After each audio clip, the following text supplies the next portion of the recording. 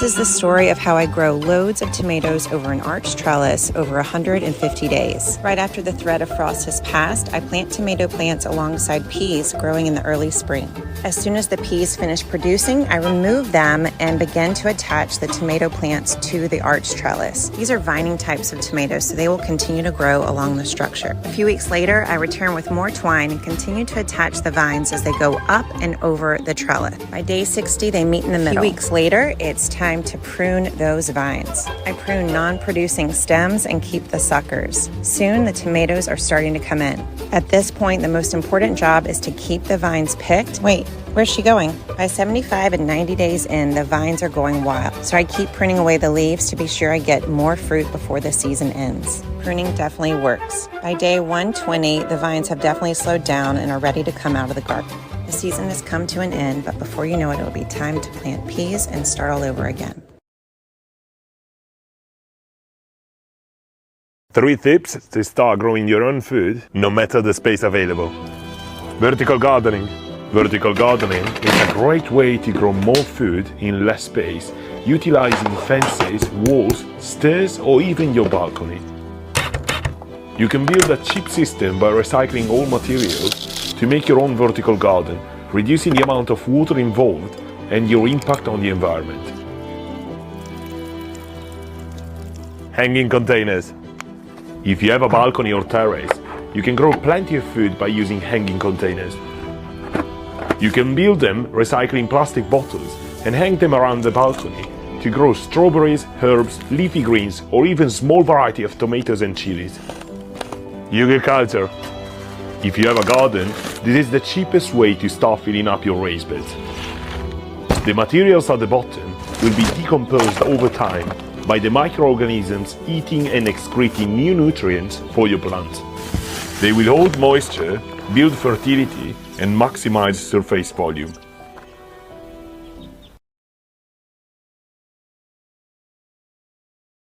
So I just realized that I made a total mistake in my garden and I'm not very happy. I'll show you what happened. So I was so excited to add these 3 big sunflowers to the back row of my garden this year. I've never grown sunflowers before and we love seeds, so I threw them back here. And then today I was taking a peek at my onions and I was like, this is interesting. So here the onions are looking good, but look at what happens the closer we get to the sunflowers.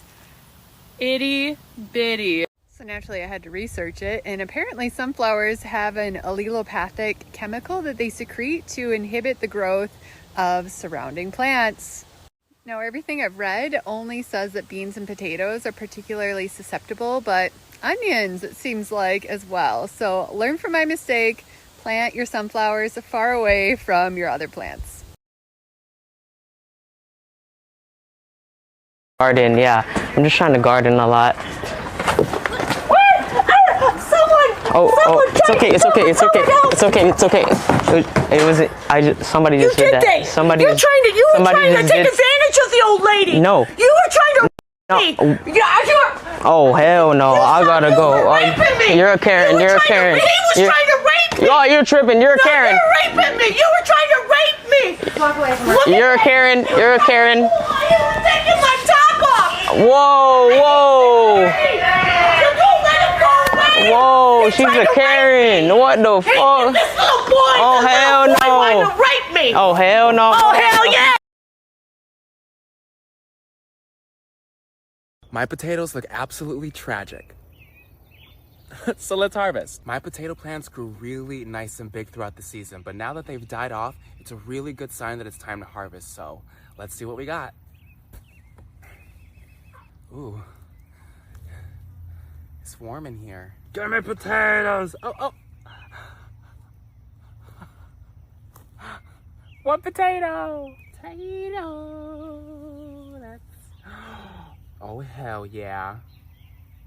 There was a big plant here, so I feel really good about this area. Let's see what happens when we pull this out.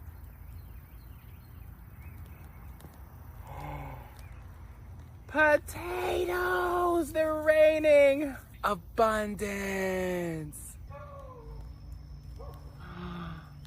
Potatoes! potatoes. I don't know if you guys followed my potato journey last year, but this is redemption. No potato left behind. Oh, we got some big taters. Oh. How deep do I gotta go? Big potato, big potato, big potato, big potato. Fun fact, potatoes are actually in the same family as tomatoes. And you can really tell by the little fruit that potatoes produce. Yeah, potatoes produce little fruit. But don't eat it, they're incredibly poisonous.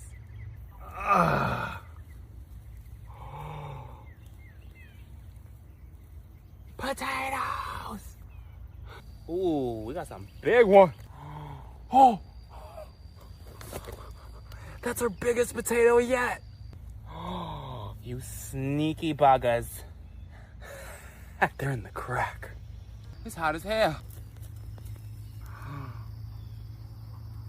Potato! Nice! Come on, potato. Oh, potato! Oh, yeah. Look at that.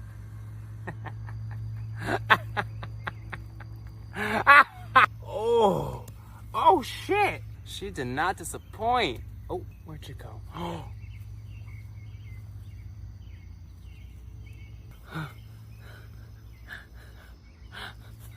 My potatoes. Abundance. This is the best potato harvest I've ever had.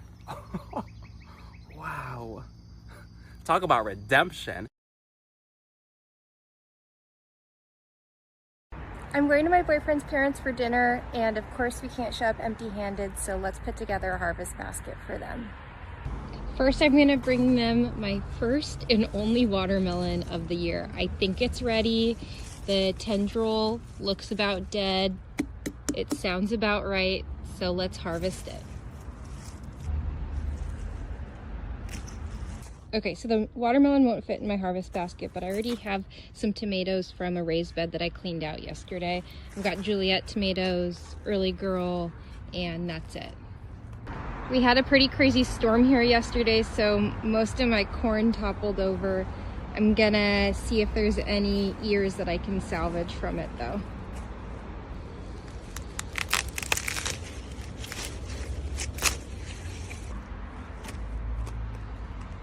Of course, I have to get some cucamelons.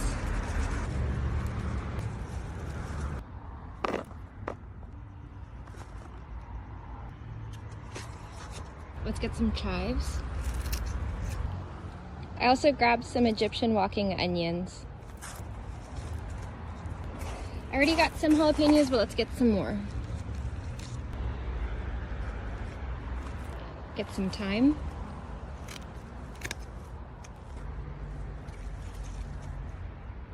Get some of this gorgeous basil.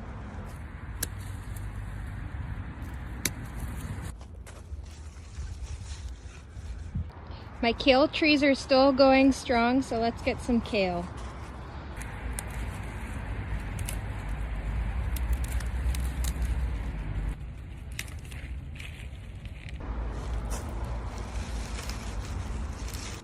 Get some of these shallots.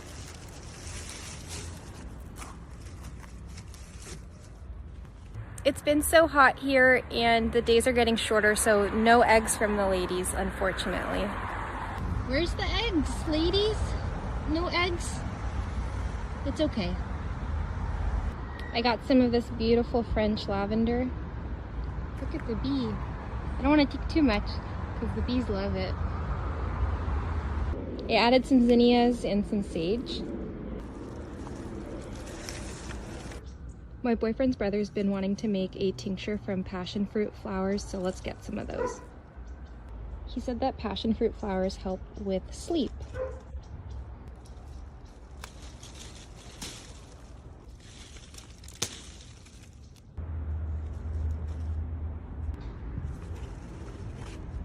I hope they like it.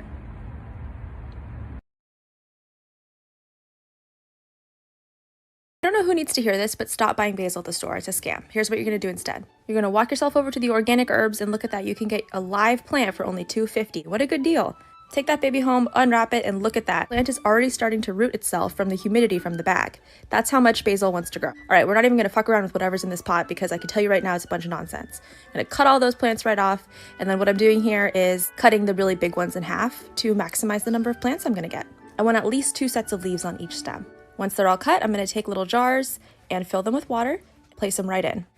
And if there are any leaves on the lower portion of the stem, just strip them off because you don't want them sitting in the water. They might rot. All right, we're going to sit these somewhere nice and sunny and just let them root. Now, best practice is to change the water out, but I'm lazy and I know you probably are too. So honestly, I didn't and they did perfectly fine. That's how resilient basil is. I did top off the water whenever it was getting low. Within a couple weeks, look at all of those roots. All right, this part's pretty easy. It's just planting baby plants. You're gonna get yourself some starter pots, fill it up with some potting soil, and just ease those babies on in there one at a time. So I potted them all up, and then a week later, look at all the new growth it was pushing out already. Look at that. We got like, what, 8 new plants from that one plant? So I'd already done this a few weeks earlier with another plant. I put them in pots and put them around the garden. Whenever they get big enough, you just chop off the top part, put it in water, and start it all over again. And then in the winter, you bring in one of your potted plants, and then next spring, you take it out, you do the whole thing over again. And you're never gonna have to buy basil again. You're welcome. Okay, bye. Happy growing.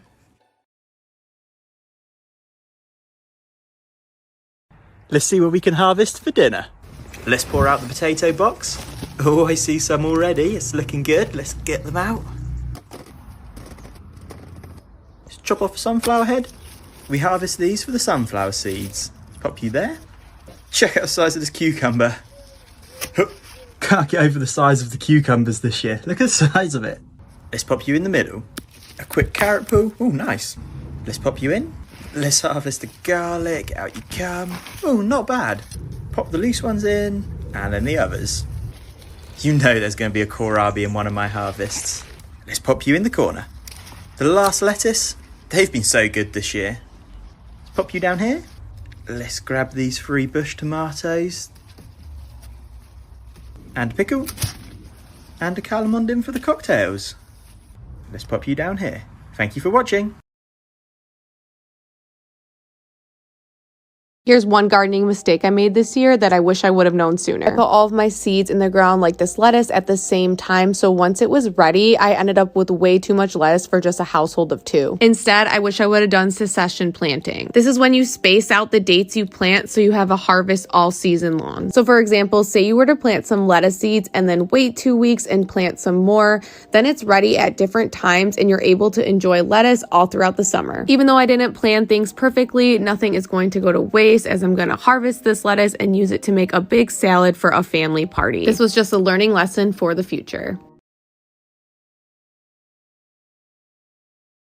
3 things I wish I knew about gardening before getting started that would have saved me so much time and money. One of the biggest mistakes I see is people overhead watering their garden like this. This can contribute to bacterial and fungal diseases, and instead you should water your plant at the base of it. Plant marigolds in your garden. These flowers help attract good pests and help deter bad ones. And 3, speaking of pests, check for them frequently, and a lot of times they like to hide under leaves. If you see any eggs or pests, one way to stop them in their tracks is by simply picking them off. Follow these steps to save you time, money, and have a more successful garden this year.